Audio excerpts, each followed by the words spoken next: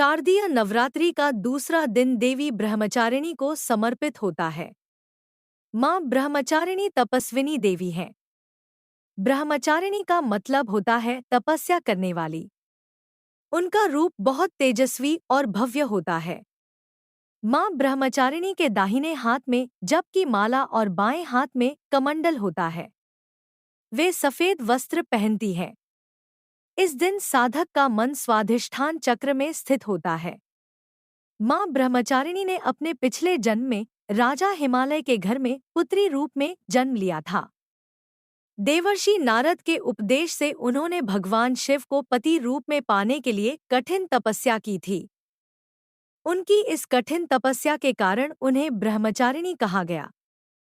कथा के अनुसार उन्होंने 1000 साल तक केवल फल और मूल खाकर समय बिताया और 100 वर्षों तक केवल शाक पर जीवन यापन किया। कुछ समय तक उन्होंने खुले आसमान के नीचे कड़ी धूप और वर्षा के कष्ट भी सहे।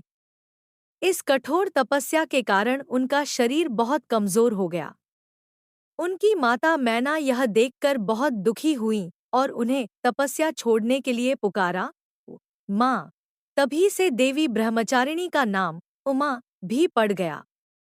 उनकी तपस्या से तीनों लोकों में हाहाकार मच गया और देवता ऋषिमुनि सभी उनकी तपस्या की प्रशंसा करने लगे।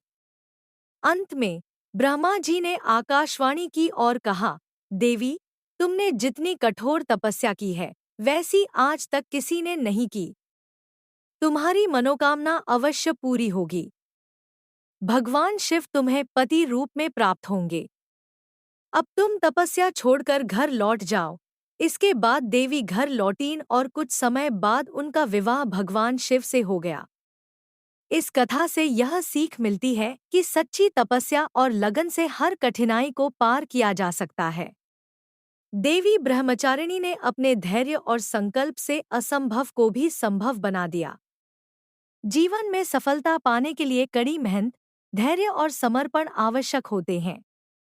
हमें यह भी समझना चाहिए कि कठिनाइयाँ और बाधाएं अस्थायी होती हैं, लेकिन अगर हम अपने लक्ष्य पर केंद्रित रहें और धैर्य से काम लें, तो सफलता अवश्य मिलेगी।